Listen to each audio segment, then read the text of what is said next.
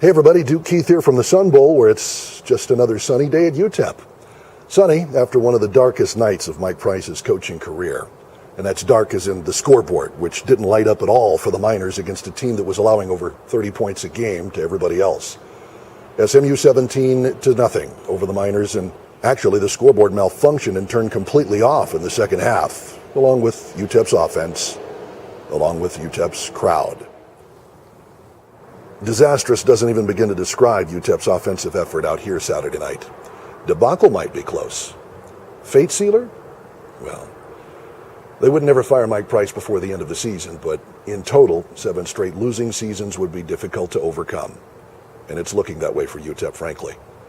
I made the point in a column I wrote last year that Dennis Erickson had recently been fired from the Arizona State coaching job. This was the job for which he and Price were finalists back in the day. In the 5 years he was on duty with the Sun Devils, Erickson took them to a share of the Pac-10 title in his first season. He went to 3 bowl games overall, but it wasn't good enough for ASU. In those same 5 years, Mike Price had 5 losing seasons and went to 1 bowl game. He's still going strong here at UTEP, which to me says a lot more about Mike Price than it does about UTEP. You'd never know Mike Price was under any kind of pressure listening to his press conferences, though, because the man simply doesn't rattle. Even when faced with questions with as sharp a point as any he's had in his 9 years here. Questions like, are you tired? Do you still want to be here?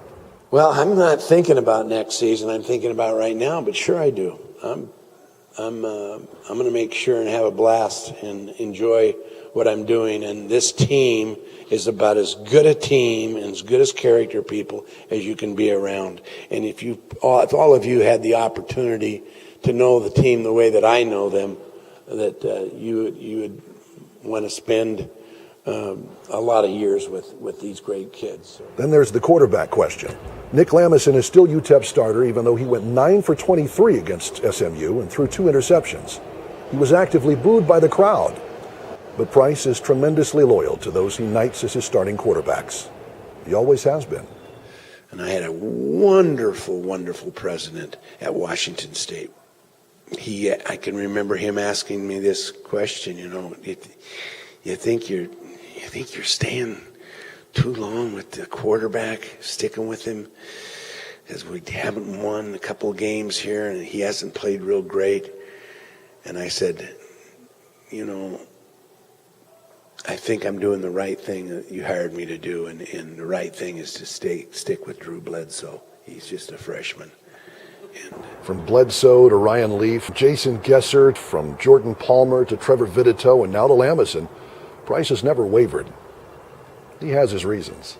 Having played the position and coached the position and coached many quarterbacks in the past, there's 2 people in the stadium you're going to get mad at, fans are going to be upset with, the coach and the quarterback, and that's part of the deal.